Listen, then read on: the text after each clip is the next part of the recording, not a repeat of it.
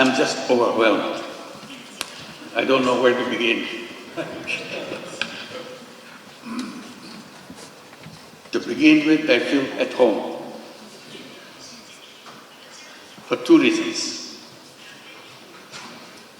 I always felt at home in an academic environment.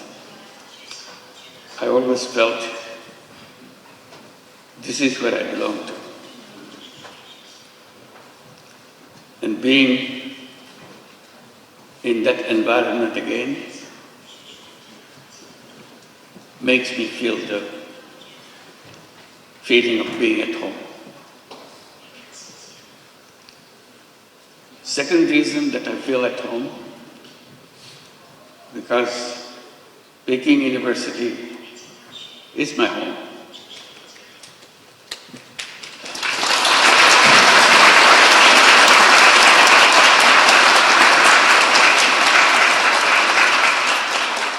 I am part of you because you accepted me as an honorary professor. I'm sorry that I couldn't spend much time with you, but I always hoped I could spend time with you and share with you all the excitements of the academic world and the world that you want to create for future generations. That's our task in the academic environment, to build the future world, not just learning about the current world. It's the next world that we want to prepare for. So that makes me feel completely at home.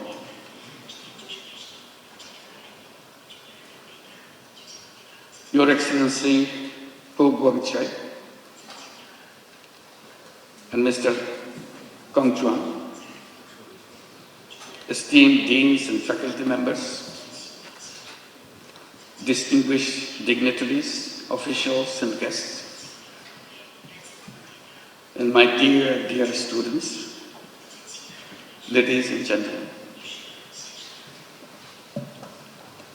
It is with great humility and profound gratitude that I stand before you today in this prestigious institution, Peking University, the center of knowledge, wisdom, innovation, and excellence. To receive an honorary doctorate from such an esteemed university is a great honor for anyone. And I feel so humbled by your gesture for choosing me for this particular honor.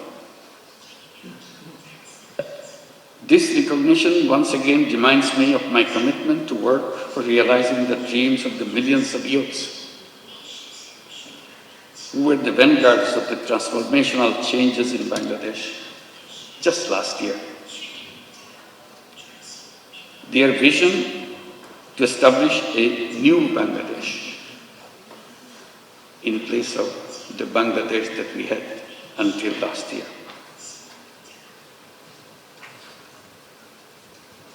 A new Bangladesh which will be free from poverty, hunger, unemployment, and destitution.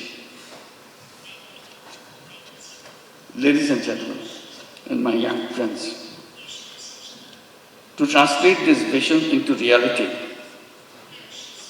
we are embarked on a series of reforms to make governance transparent and democratic, to ensure economic policies which are inclusive, and to guarantee that every individual has equal opportunity to flourish.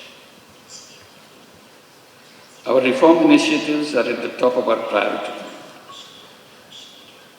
Our goal is definite.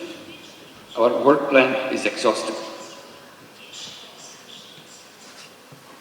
For building a stronger and more resilient Bangladesh, we emphasize economic transformation through entrepreneurship, greater investment in education and technology, and a stronger international cooperation. Distinguished guests, I have a deep and personal attachment with Peking University. Back in October 2006, I had the opportunity to be appointed as the honorary professor. To me, today's conferment is more than a personal honor. I see this as a recognition, as an acknowledgement of the resilience and courage and determination of the people, especially millions of women and young entrepreneurs who continue to prove that no challenge is too big when they are given the right opportunities to develop and break the shackles of poverty and marginalization. Throughout my journey, from being an economist to founding Grameen Bank, from pioneer microfinance to advocating social business, my core belief has remained the same. People are not poor because they lack of skill or ambition. They are poor because the economic system has never given them a fair chance. So poverty is not because of something lacking in the person. It's not their fault. It's the fault of the system that we built for ourselves. That causes poverty. That causes all the problems for human beings by wrong thinking. And I blame myself for being part of that institution, academic institution, where we pass on this wrong knowledge to the next generation. So I plead guilty that we have not been able to change those ideas, wrong ideas, which make people suffer. So my struggle has always been to go back, to find out the faults in the system that we promote, we teach the young generation, so that we do not repeat the same thing for the next generation.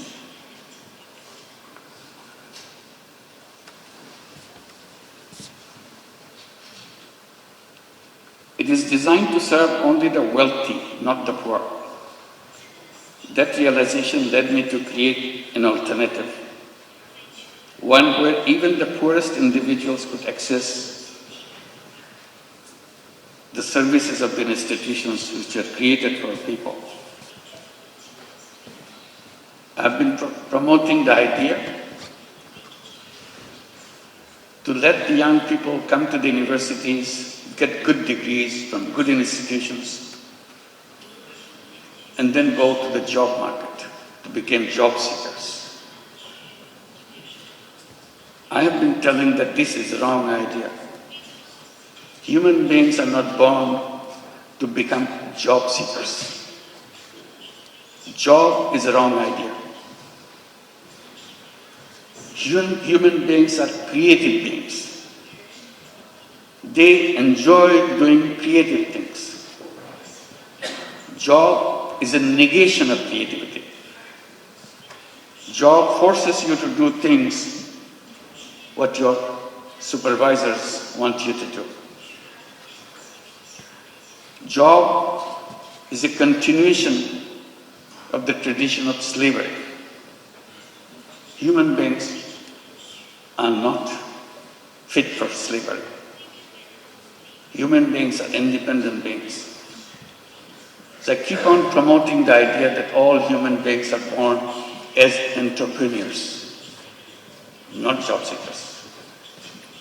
Universities should be preparing young people to go out and become successful entrepreneurs, not job seekers.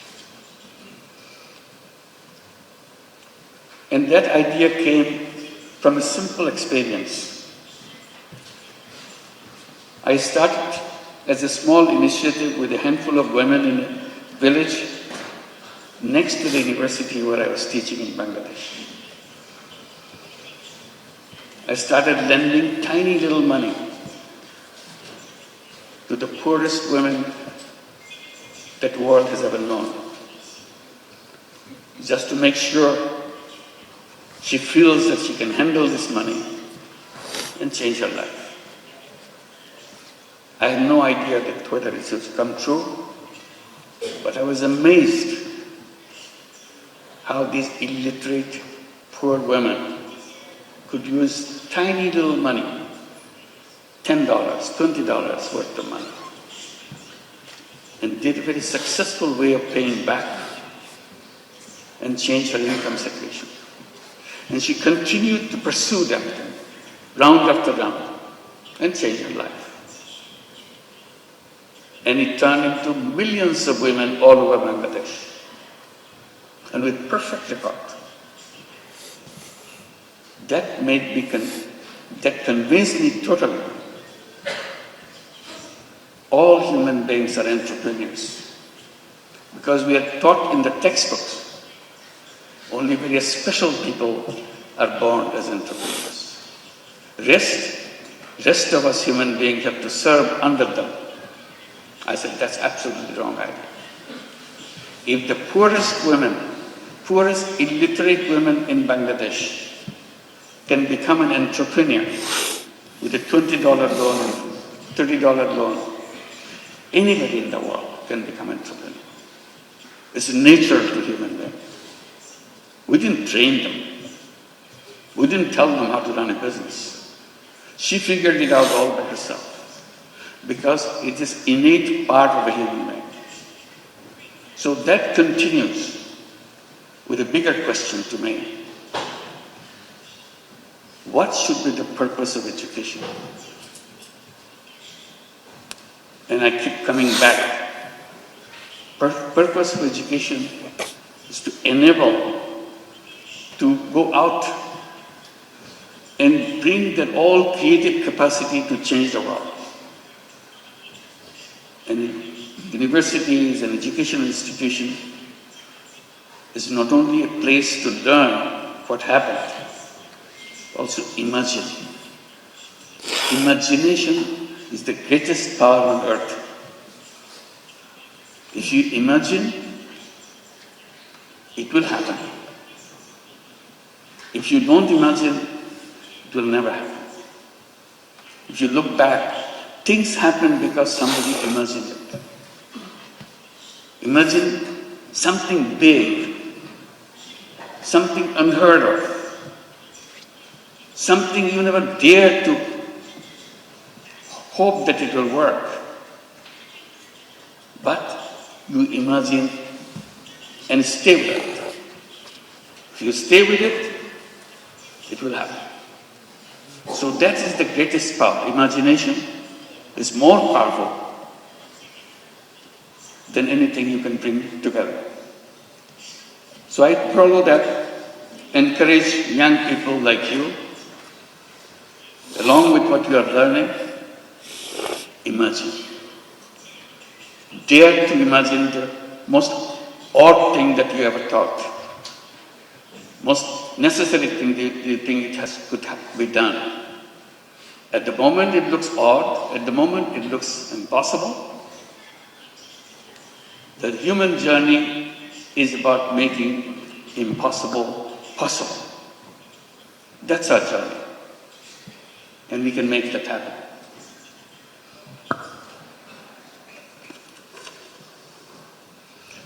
Then I came to my other point. Why the way we do things followed by something that we are not sure of? This civilization that we are passing through, will it help us to overcome the problems that we face? Problem of environmental crisis, problems of extreme wealth concentration, problem of massive unemployment, My answer is always no. This civilization will continue to make it worse and worse. I even dare to say this is a self-destructive civilization. We have no scapegoat. We have to build a new civilization as soon as possible. Abandon the civilization that we are passing through and move on to create a new civilization. And I ask myself, what will be the future of that civilization? The answer to me is very clear. That civilization must know that there is no environmental hazard left anymore. And that can be done with just creating a financial system, creating an economic system which doesn't depend on creating carbon emission. Carbon emission is going to kill us, so we have to get rid of carbon emission. We have to make sure there is no wealth concentration. We have to make sure there is no unemployment. So I come up with a simple formula by saying we have to create a civilization of 3 zeros. 0 net carbon emission, 0 wealth concentration, and 0 unemployment. Sounds very reasonable, but to work it out, you have to abandon the old thinking process. You have to create a world where each human being will be given an opportunity not only to express his selfish interest, also selfless interest, and create not only money-making business, create business to solve problems without any intention of making money yourself. We call it social business. So we have a series of ideas how to create this new civilization.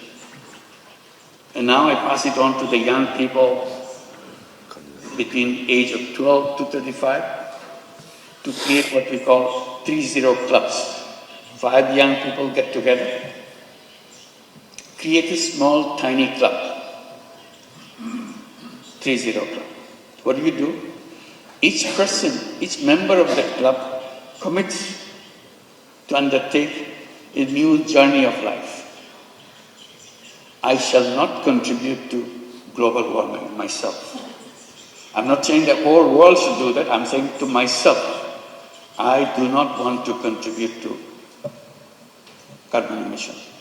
How? If I do it now, 7 days a week, I promise to do it 6 days a week. If I achieve 6 days a week, I want to do it 5 days a week.